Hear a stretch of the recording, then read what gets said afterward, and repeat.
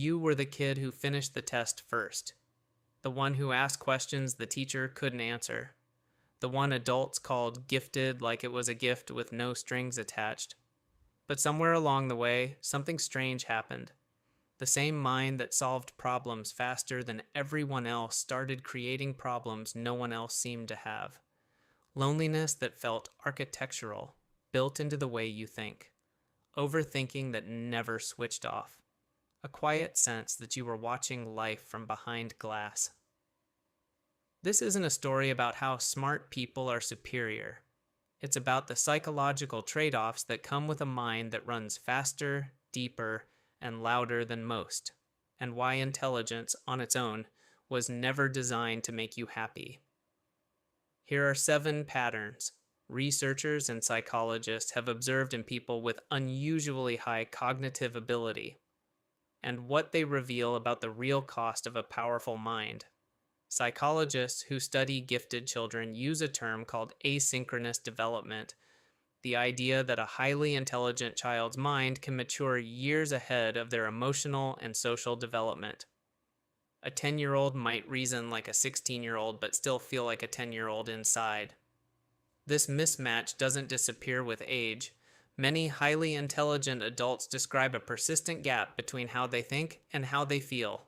Sharp, fast, analytical minds paired with emotional responses that feel disproportionately intense or, at times, oddly delayed. It's not that intelligence causes emotional problems directly. It's that thinking ahead of your peers from childhood onward often means growing up slightly out of sync with everyone around you, and that misalignment rarely gets talked about. A more analytical mind doesn't just process information faster, it processes more of it, and it struggles to leave loose ends alone.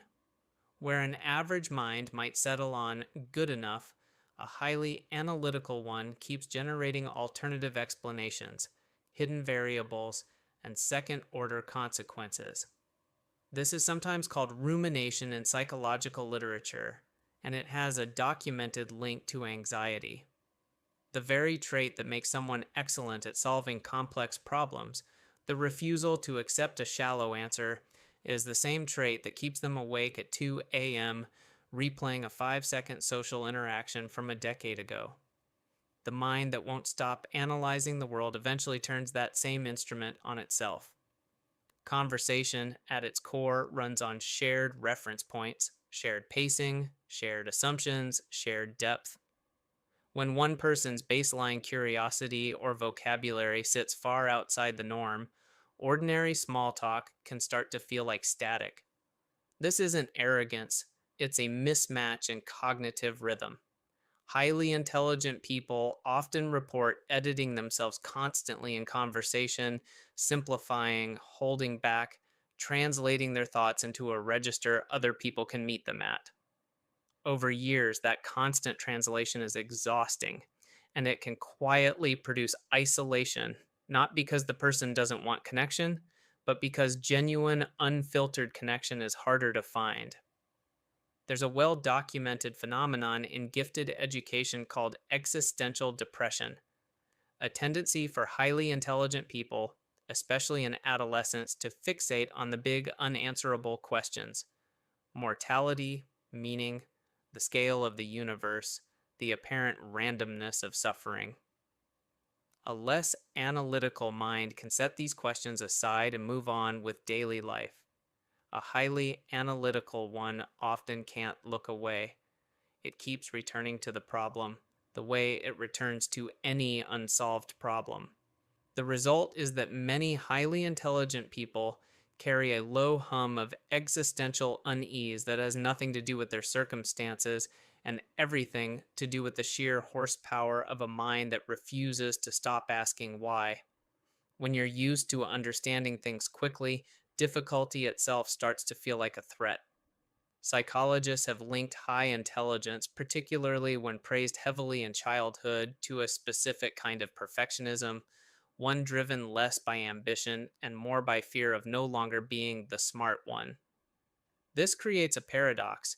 People capable of extraordinary achievement often avoid the exact challenges that would let them prove it, because failing at something hard threatens an identity built entirely around effortless success. The mind built to solve problems becomes, ironically, the mind most afraid to attempt the ones that matter most.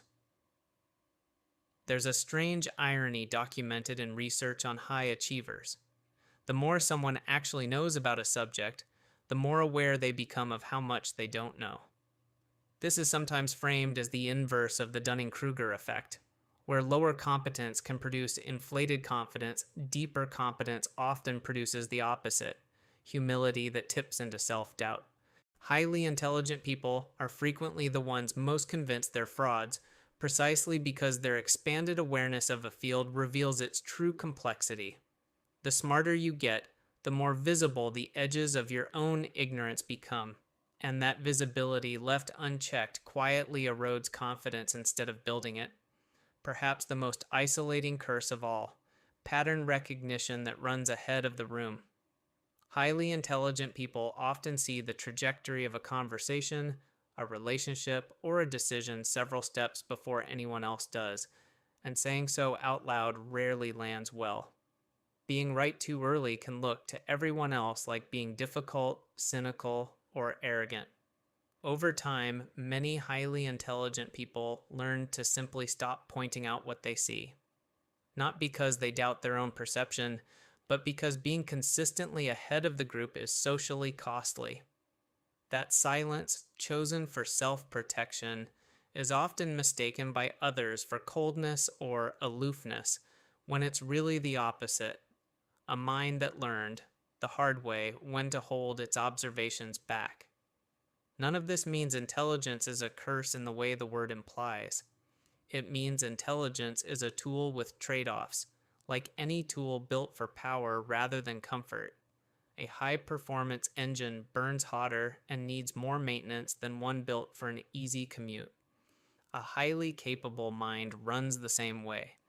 It demands more emotional regulation, more deliberate connection seeking, and more self-compassion, precisely because it doesn't come with an off switch. The people who master this aren't the ones who suppress their overthinking or force themselves into shallow small talk. They're the ones who learn to direct their mental intensity on purpose, channeling analytical depth into deliberate reflection instead of anxious rumination, and choosing a small number of genuinely deep relationships over a wide net of surface level ones. That's the real difference between a mind that runs itself and a mind that's learned to run itself on purpose. Mastering your mind was never about switching intelligence off. It's about learning to steer it. If any of these 7 patterns felt uncomfortably familiar, you're not broken, and you're not alone in this. You're simply carrying a mind that was built for depth in a world mostly optimized for speed. The goal was never to think less. It's to finally learn how to think on your own terms. If this resonated, subscribe, because next week we're going deeper into the psychology of the people who feel like they don't belong anywhere, and why that feeling might be pointing at something more valuable than it seems.